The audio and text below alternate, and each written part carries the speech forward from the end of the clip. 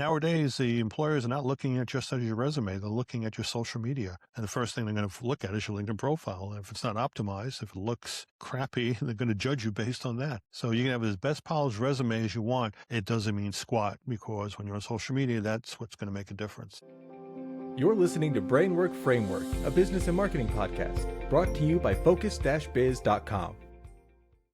Welcome back to another episode. With us today is Al Kushner, keynote speaker, company SCR Media Incorporated, focusing on LinkedIn and how we can optimize and leverage that to build our audience network and our sales.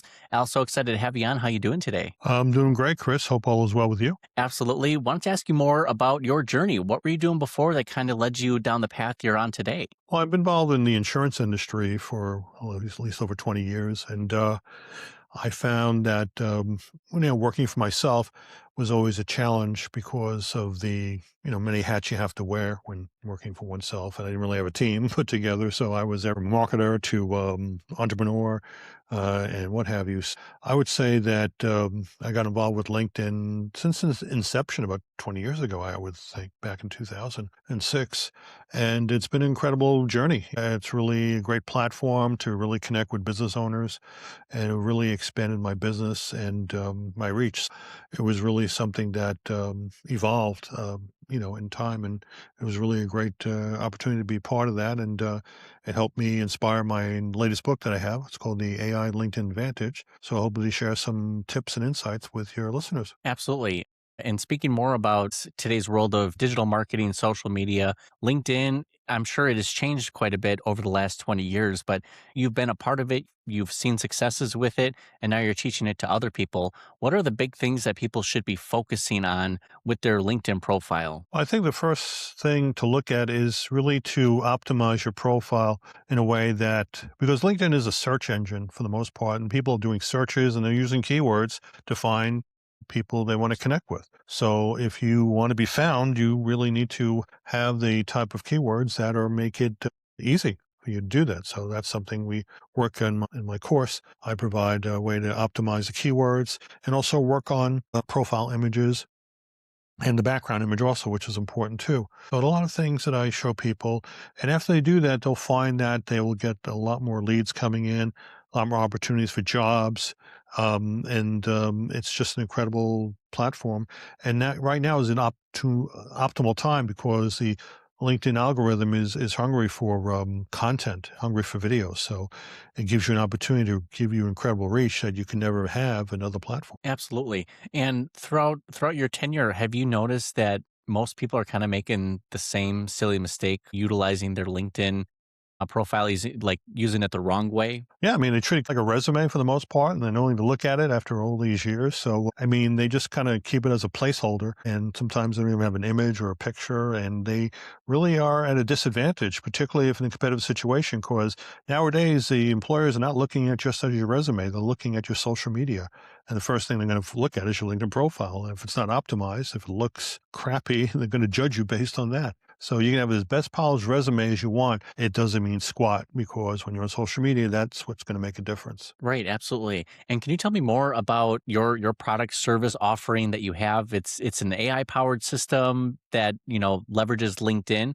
Can you tell me more about some of the benefits that you've seen from it? Well, I've seen that by using AI technology, I'm able to find the right keywords to be found on LinkedIn to help create content, to set yourself apart as a thought leader and help, whether it's videos you want to be help creating with the scripts. It really increases engagement, because ideally you want to post on LinkedIn at least 3 times a day if you want to get any kind of traction. And now is the best time because LinkedIn is not pay to play currently. So you really have an opportunity to get a lot of great reach on this platform with close to 1 billion users. I mean, look at the opportunities to grow, your particular following, which is really incredible. So I'm taking full advantage of that. That is fantastic. On the flip side of that, I hear from many other people, they try one medium. It doesn't have to be LinkedIn, but maybe they tried paid ads and that just doesn't work for me, so they write it off.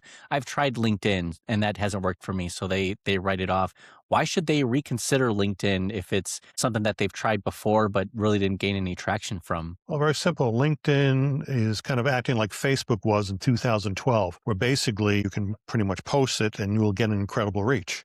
So now is the time to take advantage of it, because you're not going to find a better time. Who knows how long they're going to continue doing that? But LinkedIn is looking for growth and they're looking to take your post to the next level. So you have an incredible opportunity to create content where it can actually reach the people you want to connect with. So that really is incredible. Oh, that's really smart. And with this AI powered tools that you're using to find the right keywords, do you usually suggest or recommend going for a tried and true keyword or topic that is being covered about a lot?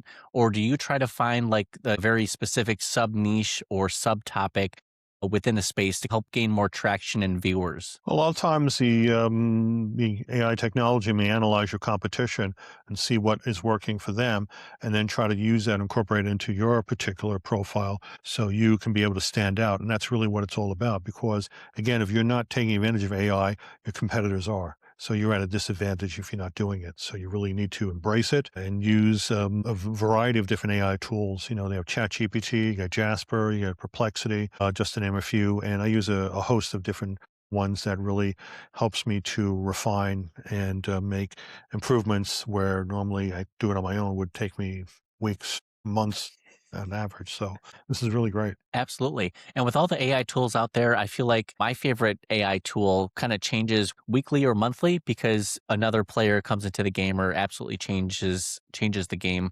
Do you have a favorite AI tool right now compared to the top 5 to 10? You shared Perplexity, OpenAI. Do you have a favorite right now that's just kind of outperforming the rest? Yeah, I love Gemini. Gemini's rocking for you? Yeah, because they really stepped up their game and they're really competitive. They just released a new update, which is incredible for creating images and for deep research that most other platforms can't compete with that. And you see the differences. They are really stepping up their game and really providing a great value. So I find it really immense. And I use Gemini Gems, which is an AI, almost a tool that is created where you can put information into that particular agent and get information just on that source that you provide for the agent itself. It doesn't do any external sources. So you can take, Really? like, for example, who is your favorite influencer that you look at or admire or follow? Got quite a few. The biggest one is Noah. He is one of the founders of AppSumo. What about other individuals that you follow that may be a marketing influencer, like Yeah. Alex Hormozy or? Alex Hormozy, big one. What is that other gentleman's name? Is that Neil Patel, the SEO marketing guy? But definitely Alex Hormozy. I think his stuff is pretty impactful. Okay, well, he has written some books which are really incredible marketing tools. And you can actually use some of that information in the books that he's written and create a AI agent based on that information. And you can have pretty much ask the agent, anything that, Alex would say. Just think about it. It's incredible. And you would get pretty much in his words, what to do in various types of situations to help grow your podcast, for example, what strategies to use, how to, promote on LinkedIn more effectively and really have that at your disposal, which is incredible. And I have a team of these advisors available on my disposal of all the top influencers out there. So just imagine if you had to pay that influencer like Alex, how much would it cost you, pay him per hour to work with you? Oh, was he one-on-one? charging now? 100K Probably a minimum. minimum, I You're imagine. right. Yeah.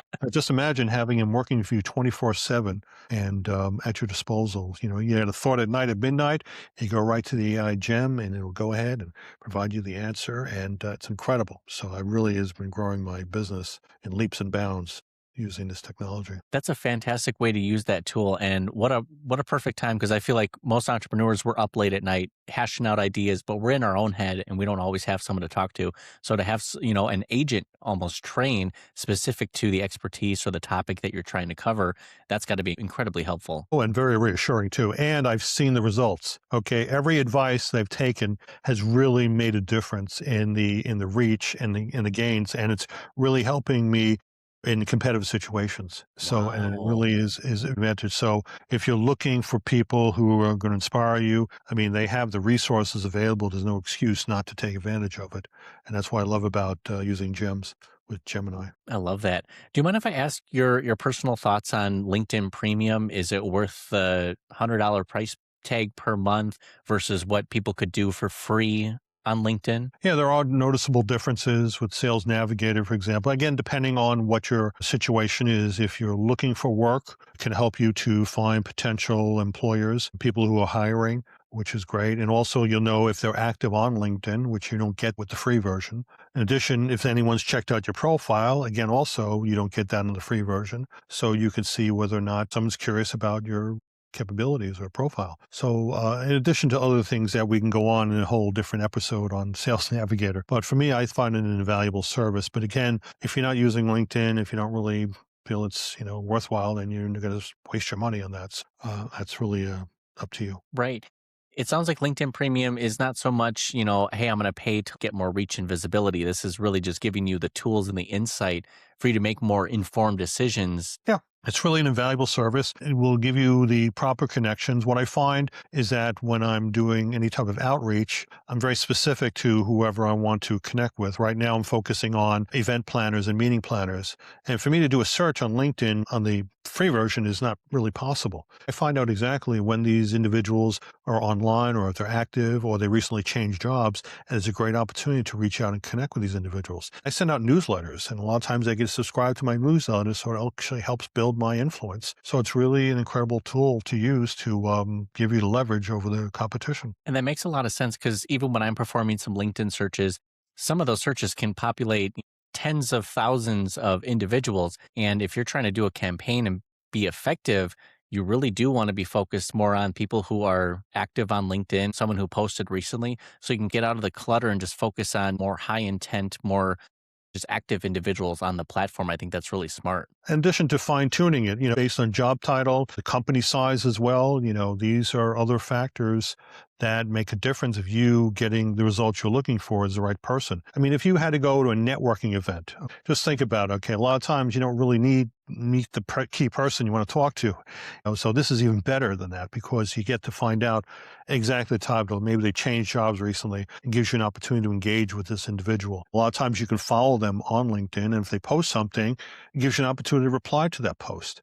And that can make a difference of you getting their attention and getting the opportunity to, state your services if you want to do that route, or just reach out and just say, thanks for sharing, just creates incredible outreach. Absolutely. And through your program, are there certain industries or types of entrepreneurs or businesses that you work best with or you like to target? Or is it kind of just general, you've been helping everybody, whoever needs assistance with, optimizing their LinkedIn profile? I would say most of the clients I work with are professionals like accountants, financial planners, attorneys, event planners. These are individuals that are on the platform, quite often, and they are looking to, create opportunities for leads or engagement. So I work with a lot of them, and they really are great individuals to connect with. My newsletters go out to them, and it really works. Absolutely. And throughout your years of business experience, I'm sure you've tried just a plethora of different outreach, outbound, inbound strategies in terms of marketing. Why did you land specifically to LinkedIn? Is that just, hey, this has been the best and biggest results that we've gotten so far? Yeah, because you are in a situation where to reach someone through normal channels like email can be very challenging. A lot of times it may end up in spam filters or in persons who are not really the decision maker. And LinkedIn can help you find those individuals and connect with them on the platform. You know exactly when they're on, and even reply to them in a way that gets their attention. You can't do that through normal email channels, to say the least. No, absolutely. And I've even seen a lot of people kind of similar to how you mentioned leveraging AI with their LinkedIn. Now they're using AI to do a little bit of a background research into the individual to craft a personalized message, which then you can throw into one of your introductory statements. But that isn't always the best fit. Sometimes I feel like just personally going in there to do a little bit of your own personal research can highlight some other benefits and create that conversation a little bit better.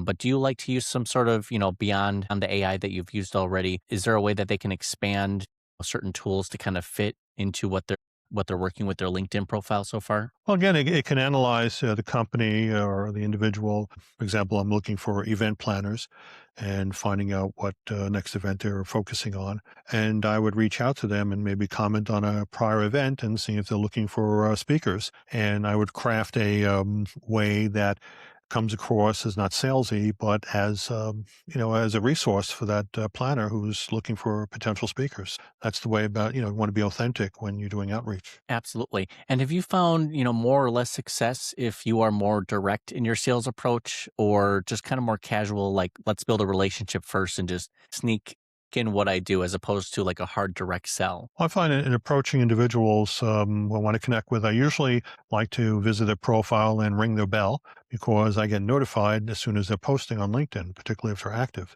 And then when they do post, I like to reply to that post because most of the time when they do post, nobody really responds to it.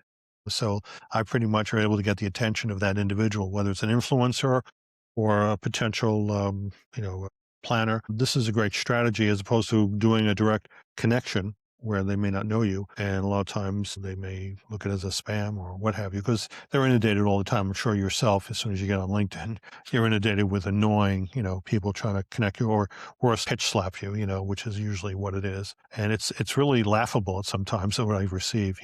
They ask me to connect and they're already putting a pitch in the message right over there. The reason why they connect with me. Well, guess where that goes? Delete. And I don't know this person.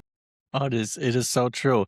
And as far as the LinkedIn profile, there's so many pieces of it. I know you say not to use it, not to treat it like a resume. So do we not put all of our work experience in there, or is it really just highlighting the most important or impactful ones? Do you like to structure that in a way to optimize it? Yeah, I mean, what I try to look for, and one of the things I tell people is that when they're in college and they're trying to reference that as part of education, leave out the dates, okay? Because that's the first thing people are going to look at, and I can figure out a person's age based on that. And guess what? If you're over a certain age, it may prevent you from getting a particular job because of that situation. They may want someone who's younger, fresh out of school. So put you at a disadvantage right there. That's just one of the things I do. And I go through a whole optimization right there, but that's just right off the bat. I tell people, you got a college over there, leave out the dates, let them reach out to you if they have any questions. That's really a way to kind of break the ice with people who want to connect. I love that. That's really smart. And I wanted to ask, where can people both find you, connect with you online? And you mentioned there was a free audit tool that we can share with our listeners. Yeah, well, certainly you can go to my website, linkvantage.com. In fact, you can find that work tool, the LinkedIn profile optimization worksheet at linkvantage.com/audit. And you'll be able to download the PDF and access all the tools that I use to optimize a profile. And I can also find me on LinkedIn. You can follow me on the platform, which is great. My book is available at fine retailers like Barnes& and Noble, Amazon. Also find it on Audible and listen to that in your car or wherever you're doing things, which is great. In addition, I do have a podcast that you can also reach out on Spotify and Apple. It's called the AI Authority Edge, and it drops 4 times a week. It's less than 10 minutes each episode, and you'll learn about all the tips and tricks of LinkedIn right off there, so you can get started getting some great insight. I love that. Thank you so much. And we'll have those links available down in the show notes and the description so everyone can get connected and use that free audit and tool. What are you looking forward to most in 2026? Are you launching any new products, kind of pivoting or changing directions at all? Or are you kind of just sticking with the tried and true, everything that's been working so far in 2025? Well, I would say that I'm focusing on LinkedIn by doing more postings on the platform, using my podcast to also reach those individuals who want to get more insights. I have programs online that I've created. I'll probably be expanding upon that. And speaking opportunities, also be looking forward to a lot of good associations to connect with, to share with their members about AI technology. I love that. That is wonderful. And I wanted to ask one final question, just kind of opening the floor to you. Is there anything we haven't talked about today? Maybe some advice for either starting or struggling entrepreneurs or business owners out there? Just some general advice that you can share with them. I think very simple is that if you think that, that AI is going to take away your job, I would say that you're probably right. But it really is not AI taking away your job, is the person who actually knows AI that's going to be doing it. And you need to really understand that if you don't start embracing technology like this, you're going to be left behind and you're going to be left high and dry. And at that point, it'll be too late. So, I would say get on the bandwagon and start doing today. Don't procrastinate. I love that. That is some great advice. Absolutely. We have to adapt to the changes in technology here. Like you said, we're going to be further behind because other people are adopting it. And I would say both individuals and businesses as well. So you don't want to be left behind, just like you said. Al, we appreciate you coming on and sharing your tips and tricks with us. Congratulations. I'm really excited to optimize my own LinkedIn profile, see what I've been doing wrong, and take advantage of your free audit as well. I appreciate it. Welcome. Thanks for the opportunity. Hey, Have a good one. absolutely.